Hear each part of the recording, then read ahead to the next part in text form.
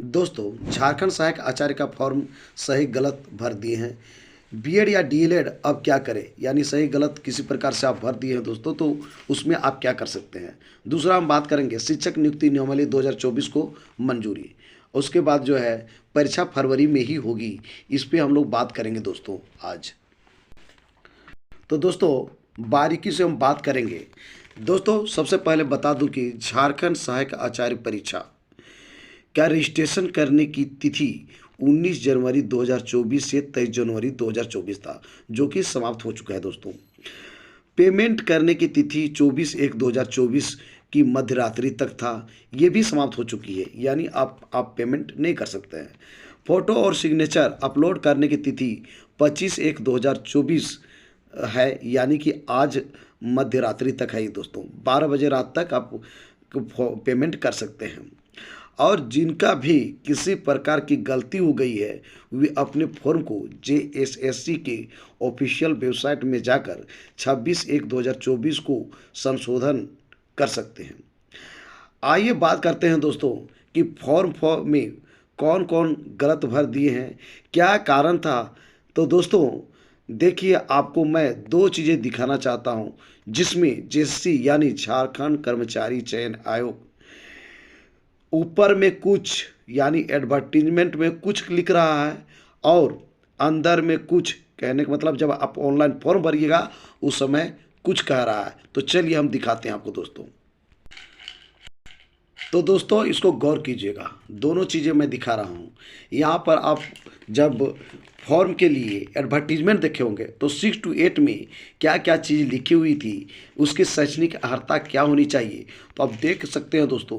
यहाँ पर लिखा हुआ है कि क्लास 6 to 8 के लिए सबसे पहले 10+2 है ना, या फिर माध्यमिक अथवा इसकी समकक्ष अथवा स्नातक या इसके समकक्ष परीक्षा में उत्तीर्ण हो एवं मान्यता प्राप्त संस्थान से प्रशिक्षित हो।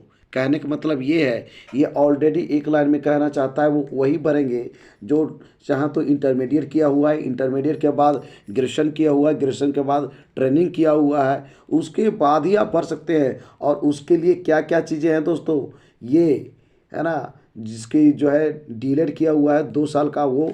दूसरी बात है कि जिसका 50% है ग्रेजुएशन में वो भर सकता है। इस प्रकार से आप दे सकते हैं दोस्तों।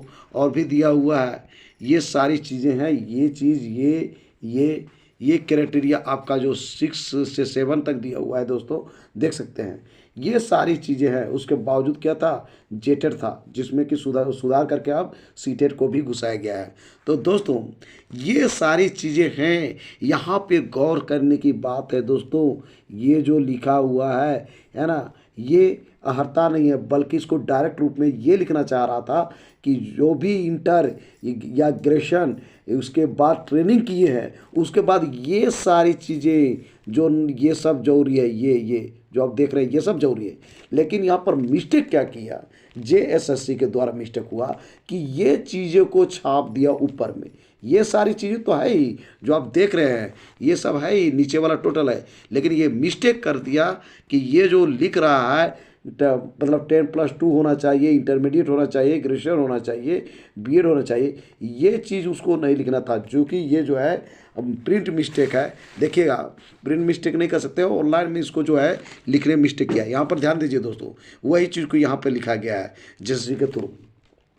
पास 10+2 और हायर सेकेंडरी और its equivalent examination from recognised institution and graduate और its equivalent examination and trained from a recognised institute. ये बहुत बड़ा मिस्टेक कर दिया। आप कहिएगा सर इसका खामियाजा कौन भरेगा, तो इसमें जो है सबसे बड़ा मिस्टेक कौन कौन किया है। पहला मिस्टेक वो किए हैं जो बीएड किए हैं और 2 साल का किए हैं दोस्तों। इसमें चूंकि उसके पास कोई ऑप्शन ही नहीं था, वो जो बीएड किए हैं 2 साल का, उसके लिए ऑप्शन क्यों नहीं था, चूंकि ये बीएड, देखिए बीएड यहाँ पर क्या लिखा है, स्पेशल एजुकेशन। और स्पेशल एजुकेशन में स्पेशल बच्चों को शिक्षा दी जाता है, यानी विकलांग जो बच्चे होते हैं उसके लिए जो है, दिव्यांग बच्चों को शिक्षा दिया जाता है, उसके लिए अलग पढ़ाई होती है दोस्तों। ठीक है, तो ये स्पेशल एजुकेशन के लिए लिखा गया है, यानी कि यहाँ बीएड वाले नहीं भर सकते थे। आप बात कहिएगा सर यहाँ भी तो बीएड लिखा हुआ है, तो उनके लिए नहीं है जो 1 साल का बीएड किए हैं। ठीक है, 1 साल का बीएड किए हैं और जिनकी 50% से ज़्यादा मार्क्स है। कब? 2009 के बाद। ठीक है, 2009 के बाद जो है 50% है तो वो भर सकते हैं, या फिर वो भर सकते हैं जो 2009 के 31/5/2009 के पहले जो बीएड किए हैं और उनकी 45% है, वो भी फिलअप कर सकता है। उसके लिए स्पेशल ये था। ठीक है, विश करके यहाँ पर 1 ईयर के जो बीएड है उसके लिए था। यानी ये दोनों चीज़ ख़त्म है, जो बीएड किया हुआ है उसके लिए ये और ये, तो बच जाता है ये। तो लोग क्या किया कि इसी को देखा कि यहाँ पर लिखा हुआ है 10+2, उसके बाद क्या लिखा हुआ है इन, या फिर हायर सेकेंडरी, उसके बाद ग्रेजुएशन, उसके बाद कोई भी ट्रेनिंग, तो इसी को कहा नहीं भर दे, तो इसी को भर के निकल गया। लेकिन मिस्टेक ये है दोस्तों, यहाँ पर तो आप ऑनलाइन फॉर्म में ये चीज़ आपको नज़र आ रहा है, ये चीज़ आपको नज़र आ रहा है ऑनलाइन फॉर्म में, लेकिन एडवर्टीजमेंट में ये चीज़ है ही नहीं, या फिर एनसीटी के गाइडलाइंस में ये चीज़ आपको कहीं दिखेगा ही नहीं दोस्तों। ये बहुत बड़ा मिस्टेक है। मैं कहना चाहता हूँ जेएससी से, इस रिपोर्ट को एकदम जेएससी तक पहुँचाइए दोस्तों। जेएससी आखिर क्या करता है, मेरा कहना है जेएससी आखिर क्या करता है कि उस जो पैसा लेता है इतना और बार बार वो फाइल को वापस करता है, तो इसको दिखाई नहीं पड़ता है कि ये जो पॉइंट है उसको मिला के एक बार नहीं देखना चाहिए कि मेरा सही है कि गलत है। इस पॉइंट को जो अभी हम दिखा रहे हैं आपको, ये पॉइंट को गौर कीजिएगा, ये वही चीज़ है जो कि जो है आपको नीचे में दिया गया है, जैसा कि मैं दिखा रहा हूँ दोस्तों, यही चीज़ है। इसको जो है सिर्फ लिखा गया है, क्या लिखा गया है कि जो भी इंटरमीडिएट या 10+2 के बाद ग्रेजुएशन किए, ग्रेजुएशन के बाद ट्रेनिंग किए हैं, उसके लिए क्या है यहाँ पर देखिए दोस्तों, गौर कीजिएगा कि निम्नलिखित शर्तों को पूरा करते हैं। निम्नलिखित शर्तों को पूरा करता है, यानी वे नहीं, ये खाली सिर्फ हो जाने से नहीं होगा कि 10+2 हो गया, ग्रेजुएशन हो गया, ट्रेनिंग हो गया तो आप फॉर्म फिलअप कर सकते हैं। नहीं, इसका मतलब निम्नलिखित शर्तों को पूरा करते हैं, नीचे का शर्त को पूरा करेगा। यानी वो कैंडिडेट जो 10+2 किया है, ग्रेजुएशन किया है, उसके बाद बीएड किया है, तो नहीं, इसके बावजूद जो है जो नीचे का शर्त को पूरा करेगा। स्पष्ट लिखा हुआ है निम्नलिखित शर्तों। अब निम्नलिखित शर्तों को इसको हटा दिया है, ये सीधी सी बात, निम्नलिखित शर्त को हटा दिया है। बाद बाकी ये जो नीचे का जो चीज़ें हैं सब कुछ लिखा हुआ है, लेकिन इसको हटा दिया। फिर से मैं दिखाता हूँ दोस्तों, देखिए यहाँ पे जो है नीचे का हटा दिया है, सीधे एकदम डायरेक्ट लिख दिया कि जो 10+2 किया है उसकी, या फिर इंटरमीडिएट किया है, या उसके बाद ग्रेजुएशन किया है, उसके बाद क्या किया है कि ट्रेनिंग किया है, वो भर सकता है। लो, यानी निम्नलिखित शर्त का बात खत्म, और जो कि एनसीटी के गाइडलाइंस में भी नहीं था। बाद बाकी ये सारी चीज़ें वही चीज़ लिखा हुआ है दोस्तों जो कि आपका एडवर्टीजमेंट में लिखा हुआ है। यानी कि ये सब जो आप देख रहे हैं टोटल मिल रहा है, ये सारी चीज़ें आप नीचे जाइए, टोटल चीज़ें लिख रहा है टोटल। तो मिला जुला के ये जेएससी की बहुत बड़ी लापरवाही है दोस्तों, और इसका खामियाजा कौन भुगतेगा? तो स्टूडेंट्स भुगतेंगे। कौन स्टूडेंट भुगतेंगे इसका? तो पहला वो भुगतेंगे जो बीएड 2 साल का किए हैं। दूसरा वो भुगतेंगे जिसका यहाँ पे सब्जेक्ट नहीं है, यानी कुछ ऑप्शन नहीं मिल रहा है तो वो भी इसको मार के रेडी है, चाहे फिलोसफी या कुछ भी है, सोशोलॉजी, जो नहीं मिल रहा है वो इसमें आके टिक लगा दे रहा है, कहानी ख़त्म। तीसरा कौन यहाँ पर टिक लगा रहा है? जिसका 50% मार्क्स नहीं है। तो मिला जुला के दोस्तों ये जो पॉइंट है, ये पॉइंट निर्णायक पॉइंट बनेगा। इसलिए निर्णायक पॉइंट बनेगा चूँकि लगभग स्टूडेंट इसी में किए हैं, और जब जाएंगे ज्वाइनिंग लेने के लिए या फिर उसके डॉक्यूमेंट वेरिफिकेशन होगी, उस समय जैसे कहेगा कि नहीं, सो आपको जो है एडवर्टीजमेंट में ये चीज़ नहीं है, तो स्टूडेंट भी नहीं मारेगा, सीधे कोर्ट पहुंच जाएगा कि एडवर्टीजमेंट में नहीं है, छोड़िए। लेकिन अंदर में आपको है कि नहीं, कहीं ना कहीं आप दिए हैं जी, जब आप एडवर्टीजमेंट आप क्या देखते रहेंगे? एडवर्टीजमेंट में आपको सब सही है, वहाँ कुछ लिखते हैं, वहाँ कुछ लिखते हैं, तो क्या है यहाँ लिखते हैं एडवर्टीजमेंट में जेटेड चाहिए, और जब अंदर घुसते हैं तो वहाँ पर कह देते हैं कि सीटेड चाहिए। तो ये सब बहुत सारी प्रॉब्लम है। तो इसलिए जो है लड़का लड़ सकता है यहाँ पे, लेकिन ये मुद्दा है बहुत गंभीर है। ये हम कह सकते हैं जेएससी बार बार फाइल वापस करती है तो इनको ये दिखाई नहीं पड़ता है। इस रिपोर्ट को एकदम पूरा पहुंचाइए दोस्तों, जेएससी के कान में एकदम पहुंच जाना चाहिए। गवर्नमेंट कुछ नहीं कर सकती। आप कहिए क्यों? गवर्नमेंट के क्या देखते चलेगी कहाँ कौन कौन विभाग है, उसके पास बहुत सारा विभाग है, देखना पड़ता है। ये सीधी सी बात है, लापरवाही जेएसएससी की तरफ है। चाहे तो क्वेश्चन लीक आउट हो या किसी प्रकार का प्रॉब्लम होता है इस एग्ज़ाम के मामले में, तो टोटल जो है जवाबदेह जेएससी होगा ही। तो दोस्तों ये पूरी गलती किनको हम लगाते हैं? तो जेएससी को लगाते हैं। अब चलते हैं नेक्स्ट पॉइंट जिसको हम बात कर रहे हैं दोस्तों। उसके पहले मैं बता दूं दोस्तों, आपको जो भी यहाँ पर मिस्टेक है, आपको लगता है जो होना चाहिए, जैसी से अच्छी तरह से बात कर लें, पूछ लें, और जो आपको लगता होगा उचित, उसके अनुसार आपके पास 26/1/2024 यानी कल आपकी टाइम है। कल आप जाके इसको संशोधन कर सकते हैं दोस्तों। दोस्तों अब बढ़ते हैं आगे। दोस्तों अब बात करते हैं कि शिक्षक नियुक्ति नॉर्मली 2024 को मिली मंजूरी। दोस्तों जैसा कि आप देख पा रहे होंगे, ये जो है कल की कैबिनेट मीटिंग में ये निर्णय लिया गया दोस्तों। उसको हम विस्तार से पढ़ के बताते हैं दोस्तों।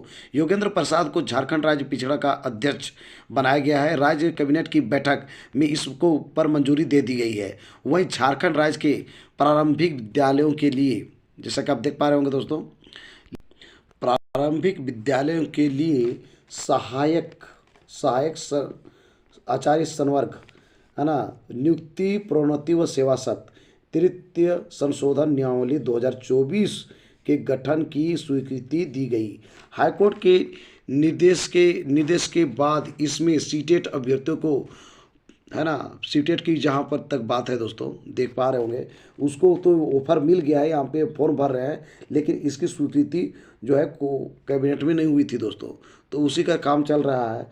तो उसी में कह रहा है राज्य के शिक्षक पात्रता परीक्षा, है ना, तो कौन, तो दिशा निर्देश हाईकोर्ट दिया था कि सीटेट अभ्यर्थियों और पड़ोसी राज्य की शिक्षक पात्रता परीक्षा पास अभ्यर्थियों को नियुक्ति प्रक्रिया में मौका दिया जाना चाहिए। हाईकोर्ट का ऑर्डर था, उसी पे संशोधन किया गया है दोस्तों। यानी पहले जेटेट इस नियुक्ति प्रक्रिया में शामिल हो सकते थे, नियुक्ति परीक्षा लिख सकते थे, जो प्रारंभिक विद्यालयों के शिक्षकों की नियुक्ति है।